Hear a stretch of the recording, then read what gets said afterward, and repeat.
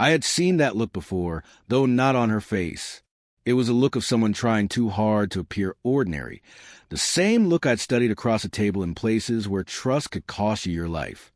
But this was my daughter, standing in our kitchen, smiling too wide as she set a bowl of soup in front of me. Her hand lingered longer than it needed to. Just a second too long, but enough. I remember the exact moment my instincts stirred, like a wire tightening inside me. My years in uniform had taught me that danger rarely arrives with noise. It comes with silence, with details so small you almost convince yourself you imagine them. I should have trusted that feeling, but fatherhood dulls certain edges. Love makes you blind in ways training never accounts for. I picked up the spoon anyway. The first mouthful was warm, even comforting. And then, like lightning cutting through a calm sky, the pain hit. It spread fast, deep in my stomach, sharp and alive, as though my own body had turned against me. My breath caught, my knees weakened, and before I knew it, I was gripping the counter for balance. "Dad!" Her voice broke through the haze, pitched with concern. She rushed toward me, eyes wide, hands hovering just above my shoulders. "What's happening?" I couldn't answer. The words stuck in my throat, replaced by a groan that sounded foreign even to me. Sweat gathered at my temples. My vision narrowed until her face was the only thing left in focus. Something was wrong. Not just with me, but with her.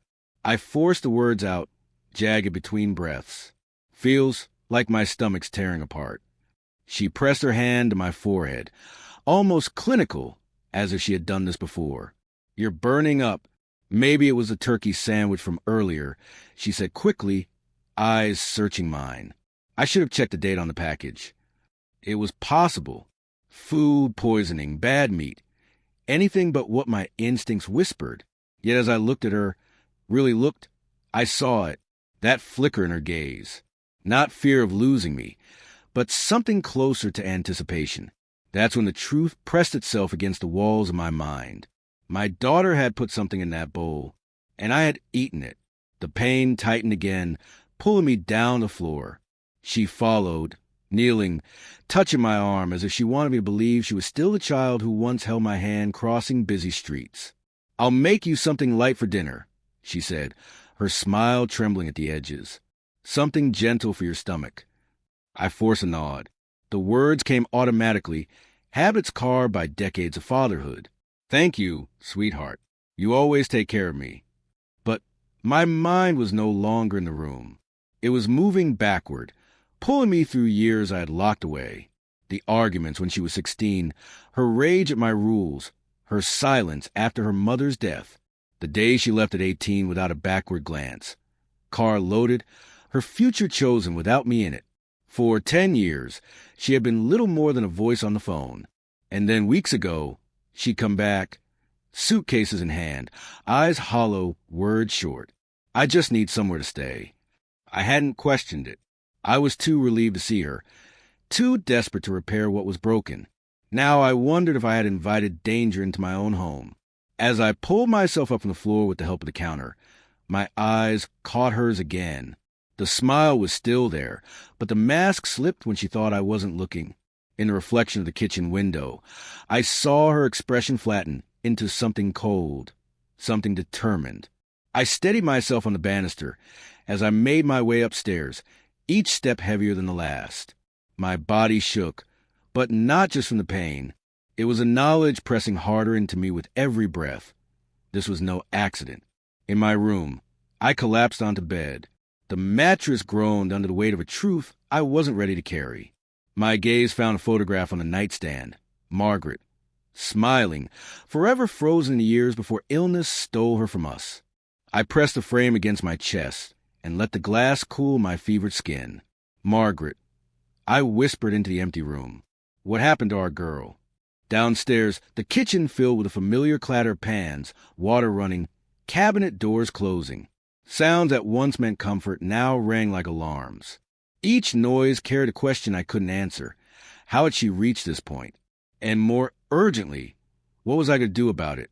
The pain slowly eased, replaced by a gnawing unease. I knew what my instincts told me. And I knew what 30 years in the Army had taught me. Trust your gut, even when your heart refuses. That night, lying in the dim light of a room that had once been a sanctuary, I felt the fragile bond between father and daughter begin to snap. Not with a scream, not with a fight, but with the quiet realization that trust, once broken, does not heal.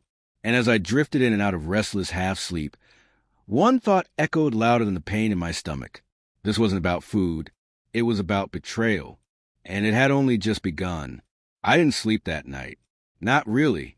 Every time my eyes closed, I saw her face in the kitchen. Her shoulders bent over the counter, the reflection in the glass when she thought I wasn't watching. The more I tried to dismiss it, the clearer it became. My instincts had not betrayed me. Something in that soup had not been meant to heal me. By morning, the ache in my stomach had eased into a dull soreness, the kind that leaves a reminder but not a wound. Still, I moved carefully, testing my body as if it might turn on me again. I dressed slowly, listening to the faint noises downstairs, the sound of the refrigerator door, the clink of glass on the counter, her footsteps moving back and forth with measured rhythm.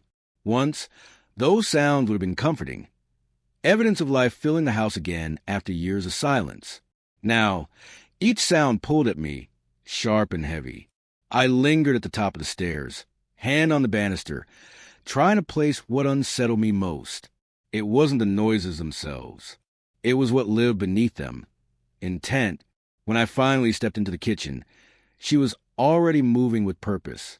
Cabinet doors open, pots lined out, ingredients scattered in an order that looked almost rehearsed. She turned at the sound of my footsteps, and her smile returned, practiced and wide. "Morning, Dad. How are you feeling?" "Better," I said. My voice sounded steady, though my chest felt tight. Just tired. Her eyes lingered on me a moment too long, as though she were studying more than my answer. Then she turned back to the stove, hands quick and deliberate as she arranged vegetables in neat piles. I sat at the table, the same chair I'd always used, and watched her. Every motion carried precision that unsettled me. She didn't cook this way when she was young. Back then, she was careless in the kitchen, clumsy even, spilling flour, miscounting cups of sugar, laughing when she got it wrong. But this was different. There was no playfulness, no hesitation, only control. "Thought I'd make something easy for lunch," she said without looking at me. "You should eat light today." Her words were casual, but I caught the undertone, the suggestion that she was deciding what was best for me, and maybe she believed it. Maybe she wanted me to believe it. But something in her tone felt like a choice already made. I glanced toward the counter. 2 bowls again, side by side, waiting. Steam curled upward, soft and steady, as though the house itself were watching. Memories crept in uninvited. The fights when she was 16. The night she came home late, smelling of smoke and rebellion, eyes daring me to say something. Margaret had been gone by then, and I had filled the silence with rules. Too many rules, maybe. Too much control. Try to hold her in place when she was already slipping away. "Dad!" Her voice cut through the memory. She had turned, a dish towel in her hands, eyes bright but unreadable. "You okay?" I nodded slowly. "Just thinking." She smiled again, but it didn't reach her eyes. "You think too much." The refrigerator hummed in the corner. The grandfather clock in the hallway marked each second with mechanical finality. I found myself focusing on those sounds, the ones I could trust, while the sound of her movements filled me with unease. For years, I had told myself that time would fix us. That distance was what she needed. But watching her now, moving through the kitchen with such deliberate care, I wondered if I had mistaken distance for transformation. She wasn't the same girl who once made soup for her mother in that very room, clumsily stirring noodles with small hands. This woman was something else entirely. Calculated, composed, carrying secrets behind her eyes. "Smells good," I said finally, forcing the words out. She looked over her shoulder, the dish towel twisting in her hands. "It's just soup, Dad. Nothing special." But her voice betrayed her. There was something in it, a flicker of tension, almost eagerness. She turned back before I could study her expression too closely. I leaned back in my chair, letting my gaze sweep the kitchen. The photos on the wall, her graduation, our Christmas mornings, Margaret's smile on the wedding day, felt like ghosts now. They belonged to a different family, one I wasn't sure still existed. The silence stretched between us until she spoke again, softer this time. You don't have to worry so much. I'm here now. I'll take care of you. The words should have comforted me. Instead, they landed heavy, like a promise I didn't want kept. I rose slowly, steadying myself on the table. I think I'll rest upstairs for a while. She nodded without turning. Good idea. You need your strength. As I climbed the stairs, I caught her reflection again in the window glass. The smile had vanished, replaced by something sharper, colder. She thought I couldn't see, but I had seen enough. By the time I reached my room, the weight in my chest had settled into something I could no longer ignore. The house was alive again, yes, but with shadows I couldn't name. I lay back on the bed, staring at the ceiling, and realized the truth that had begun to take shape. The danger wasn't outside. It was moving the kitchen below me, cooking soup, humming softly to herself. And for the first time in my life, I wasn't sure if I was safe in my own home. It happened in seconds, though it felt like the air itself slowed down to let me see every detail. She had set the bowls on the counter, steam rising, the kitchen light casting a pale glow across her face. Her smile looked real enough, but the way her shoulders stiffened gave her away. She wasn't just serving dinner. She was watching me walk into a trap. I'd spent decades learning how to read the smallest gestures. In uniform, it meant survival.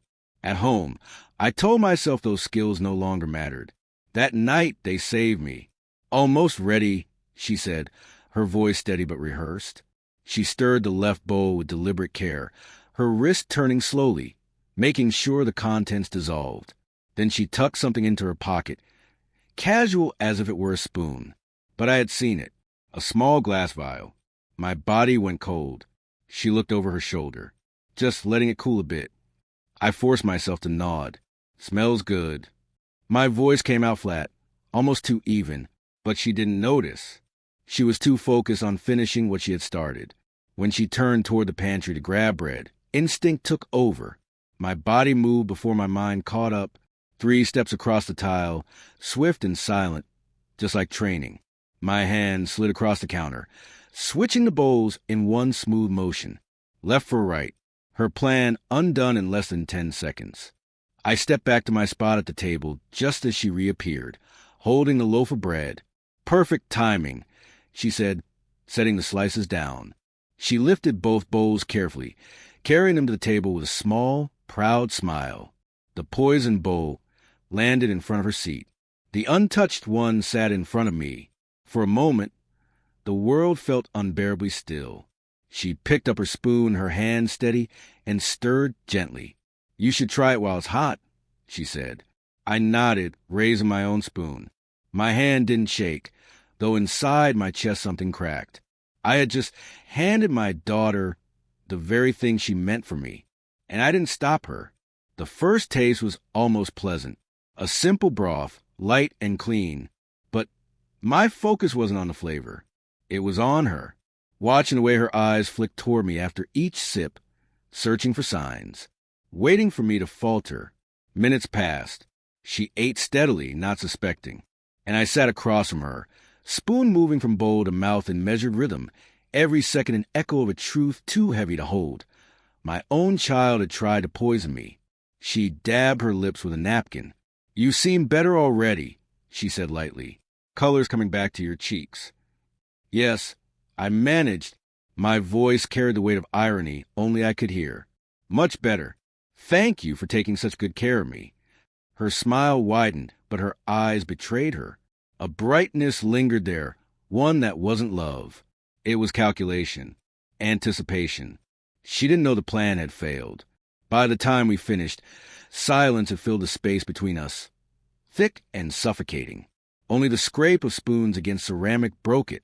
I watched her finish the bowl, almost at the bottom, and wondered how long it would take before whatever she had poured into that soup took effect. I pushed back on the table. I should probably get some rest. Let this settle. Of course, She said quickly, rising with me. "I'll clean up down here." I nodded, studying her face one last time before turning toward the stairs.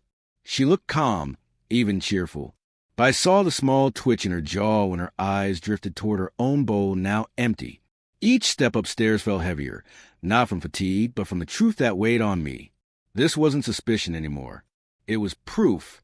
She had tried to kill me. I locked my bedroom door that night, a habit I never thought I'd need in my own house. Sleep didn't come. I lay there in the dark, listening for every sound from downstairs.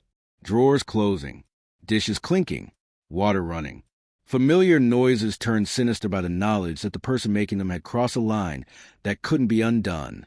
The clock ticked, each second a reminder of what had passed at that table. My mind replayed the moment over and over. The switch, the spoon, her face across from me. It wasn't just betrayal. It was transformation. The girl I raised, the daughter I once believed in, had become someone else entirely. I sat on the edge of my bed until the first light crept through the blinds. The house was quiet again, but quiet no longer meant peace. It meant danger. And I knew, with absolute certainty, the next move would be mine. By morning, the decision was clear. I couldn't ignore what I'd seen, what I'd felt. The bowl, the vial, the smile too practiced. It wasn't paranoia anymore. It was evidence. But evidence is fragile when it lives only in memory, and memory can be twisted by fear. I needed something solid, something I could hold in my hands if this ever came to light. So I went to the study. It was the one place in the house that had remained unchanged since retirement. A desk scarred from years of use. Shelves lined with binders, reports, and letters. Traces of the life I once lived, where information meant survival. The same habits came back easily. Pen in hand, yellow pad in front of me. I began writing. 9:47 p.m. Teresa stirring left bowl with white substance. Small glass vial, approximately 2 inches tall. White powder dissolved quickly. The words steadied me. They turned panic into data, fear into record. My training had always taught me. Facts first, emotion second.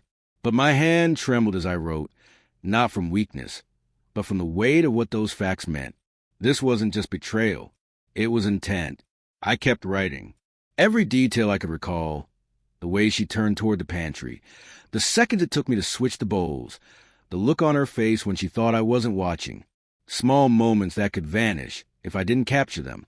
By the time I set the pen down, 3 pages were filled. Neat, precise, like a field report. But this wasn't war. This was my daughter. I leaned back in the chair and let the silence of the house settle around me.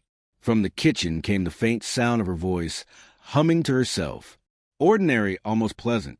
And yet, beneath it, I heard danger.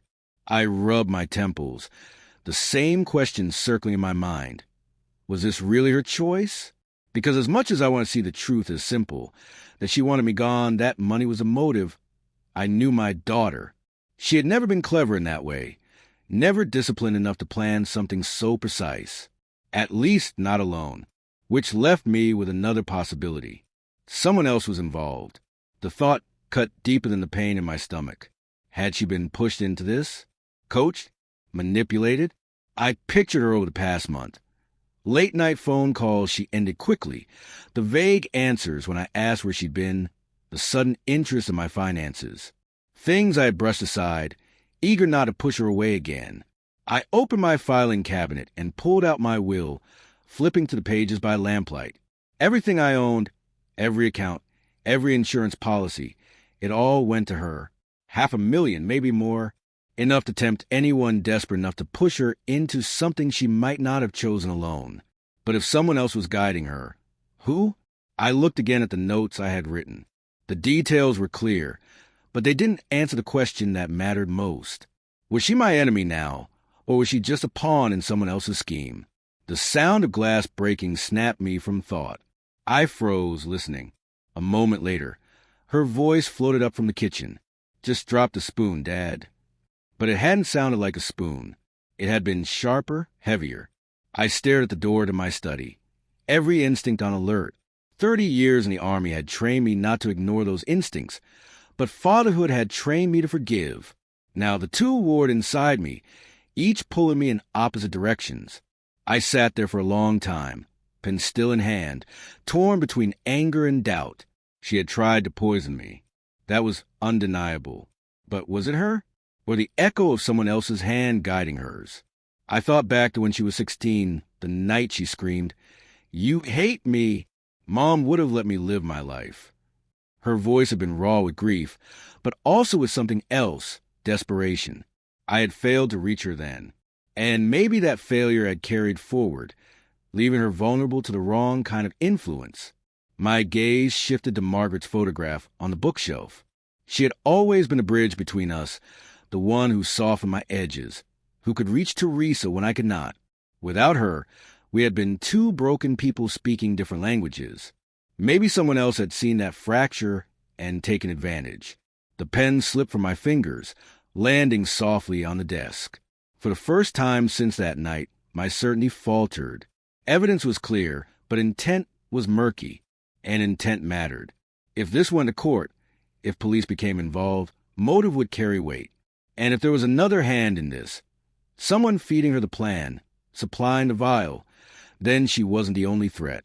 I closed the will, slid the papers back into the drawer, and locked it, not to protect them from her, but to protect her from herself.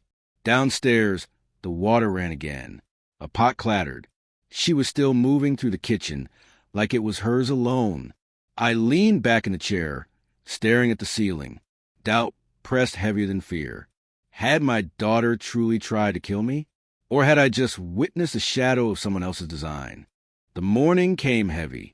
My body ached from tension more than age. My mind still replaying the images of the night before. The vial, the stirring, the switch. I had pages of notes now.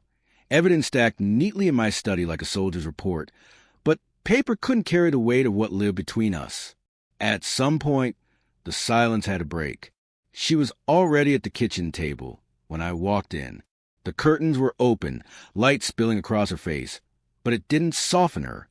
She looked pale, tired, eyes shadowed. Yet her smile appeared as soon as she saw me. "Morning, Dad. Coffee." I poured my own, hand steady against the mug. The bitter heat grounded me, though the words inside me threatened to spill over. I sat opposite her, studying her face the way I used to study maps before missions. Every detail mattered. "You look tired," I said. Her smile twitched. "Didn't sleep much. Kept thinking about you. I worry sometimes." I let the silence stretch, watching how her fingers tapped against the table. When I finally spoke, my voice carried none of the softness of a father. It was steady, clipped, the voice of a man who had given orders too many times to count. "What did you put in my soup last night?" Her eyes widened, but not with innocence. More like a soldier caught off guard, scrambling to regain footing. "I don't know what you mean.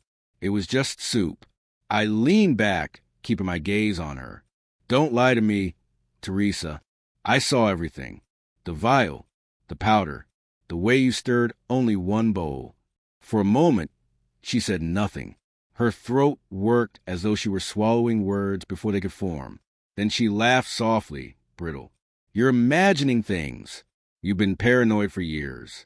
Maybe it's age catching up with you." I set the mug down, slow and deliberate. "Then you won't mind knowing I switched the bowls." The words landed between us like a grenade. Her face drained of color, her jaw slackening as her hand went to her stomach, almost unconsciously. "You switched them?"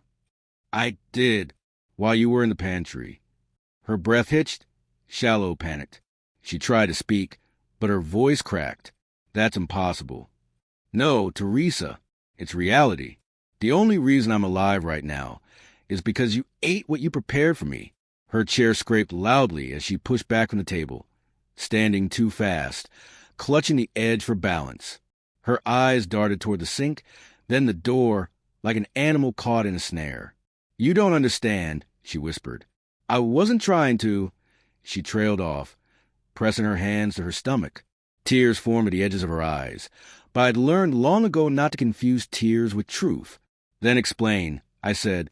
My voice didn't rise, didn't break. It was calmer than I felt, and that calm seemed to terrify her more than anger would have. Her shoulders slumped. She sank back into the chair, covering her face with her hands. I needed the money, I thought. Her voice cracked, muffled behind her palms. I thought if you got sick enough, maybe you'd end up in a hospital, and it would happen faster. What would happen faster? The inheritance, she whispered. The house, the insurance, everything. The words tore through me sharper than any wound I'd carried from war. My daughter. The child I'd carried on my shoulders, the teenager I'd tried so hard to protect, had reduced me to a bank account, a sum to be collected. You couldn't wait, I said quietly. You couldn't let me live out my days in peace. You had to rush it. She shook her head violently. It wasn't supposed to kill you, just weaken you, make it look natural. A heart attack, something no one would question. Her casual confession chilled me more than hate ever could. This wasn't anger or impulse. It was calculation. You rehearsed this, I said. She didn't answer. I stood then, the chair groaning as it scraped back. Get out. Her head snapped up. Dad, please. Get out of my house. My voice dropped lower, colder. You have 10 minutes to pack whatever you can carry. If you're still here after that, I call the police. Her tears turned frantic, spilling across her cheeks. You can't do this. I'm your daughter. My daughter died the moment she put poison in my food. The words left my mouth before I could stop them, final and irreversible. Her face crumpled, rage and grief twisting together. But I didn't falter. I watched as she stumbled toward the stairs, her footsteps echoing above me as drawers opened and slammed. 8 minutes later, she was back, 2 suitcases dragging behind her. She stopped at the door, turned, her face hard now, stripped of any softness. You'll pay for this, she hissed. This isn't over. The door slammed so hard the frame rattled. Silence fell again, but it wasn't peace. It was the silence of a home emptied of illusions. I stood there for a long time, staring at the door, my chest heavy. Throwing her out hadn't felt like victory. It felt like a funeral. But some part of me knew funerals can be necessary. The house was quiet again. Not the kind of quiet I once longed for after years of military noise, but a silence that pressed into my chest like weight. Each room felt hollow, stripped of warmth, though her things still lingered in corners. A sweater left draped on the couch, a half-empty bottle of shampoo in the bathroom. Traces of a daughter who had walked out carrying suitcases, but left behind something heavier. The final fracture of family. I poured myself a coffee, sat at the kitchen table, and stared at the 2 bowls still drying by the sink. Ordinary ceramic, yet they had carried betrayal. The image of her stirring, the vial disappearing into her pocket, replayed in my mind like a film reel I couldn't stop. Evidence, yes, proof of survival, but also proof of loss. I spent the next hours in my study, pen scratching across yellow paper, gathering every memory, every detail, every time stamp. It wasn't obsession. It was necessity. If this ever went to court, if someone asked why I cut my only child from my life, the record would speak for me. The soldier in me knew documentation was survival. The father in me hated every word. When the pages were filled, I pulled out my will. The ink on the old signatures suddenly looked naive. Everything I had worked for, decades of labor, long nights, money set aside, had been for her. Now those lines on paper looked like invitations to my own destruction.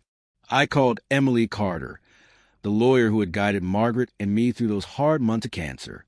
Her voice on the phone was calm, measured. "Simon, are you sure?" "Yes," I said. "Erase her name. Every document. Every account. She gets nothing." The silence that followed was long, as though even she needed a moment to absorb it. "I'll prepare the papers. We'll make it ironclad." By afternoon, I was sitting in her office, signing away what once defined me as a father. Line after line, clause after clause, cutting the cord on paper that had already been cut in life. Everything goes to the veterans of foreign wars, I told her, to men and women who understood loyalty. She nodded, sliding the forms into neat stacks, her eyes carrying the pity she didn't voice. The walk back to my car felt heavier than combat boots in sand. My chest ached, not from illness, but from finality. My daughter was alive somewhere out there, but in all the ways that mattered, she was gone. The days that followed blurred into routines. Locks changed. Security system installed. Cameras hidden in corners I never thought I'd need to monitor. The house became a fortress, not a home. Yet in that emptiness, I discovered something I hadn't expected. Resolve. The kind born when morning shifts into survival. 3 weeks later, I sat in a courthouse, the same study notes now neatly bound in evidence folders. Teresa sat at the defendant's table, pale, eyes hollow, beside a man whose name I had learned from the investigator, Hubert Klein, the one who had fed her the poison plan. They barely looked at each other, though both carried the same defiance in their posture. The judge's voice was steady, impartial, reading the charges. Conspiracy, attempted poisoning, extortion, guilty. When asked if I had anything to say, I looked at Teresa. She couldn't meet my eyes. Sometimes justice requires difficult choices, I said. I chose to protect others, even from my own blood. The gavel fell. 6 years for her. 10 for him. Numbers that sounded small compared to the years we had already lost. But justice doesn't return what was taken. It only prevents the theft from spreading. I sold the house soon after. Watching strangers carry furniture through the door didn't sting the way I thought it would. Each piece leaving felt like shedding a skin. I packed only what mattered: Margaret's photographs, a box of letters, a few medals from service. The rest I let go. Florida was warmer, quieter, a retirement community filled with veterans, people who understood silence without needing it explained, neighbors who knocked on the door not out of obligation, but out of choice. Bill from across the street brought chess on Thursdays. Mrs. Patterson left cookies on Tuesdays. Small acts of kindness, free from calculation. One evening, months later, I stood on the porch watching the sun sink low. The sky turned shades of orange Margaret would have loved. In my pocket rested a letter Teresa had sent from prison. Words of apology, words of faith, promises of change. I read it once, then filed away with the court documents. Some bridges, once burned, are safer as ashes. I had spent my life believing family was blood, but blood had nearly ended me. Here, among strangers who became friends, I found a truth Margaret had always known. Family is chosen, built from loyalty, respect, and love freely given. I sipped my coffee, the Florida air warm against my skin, and let the silence settle. Not the silence of danger, not the silence of betrayal, but a silence that felt like peace. For the first time in a long while, I believed life could begin again.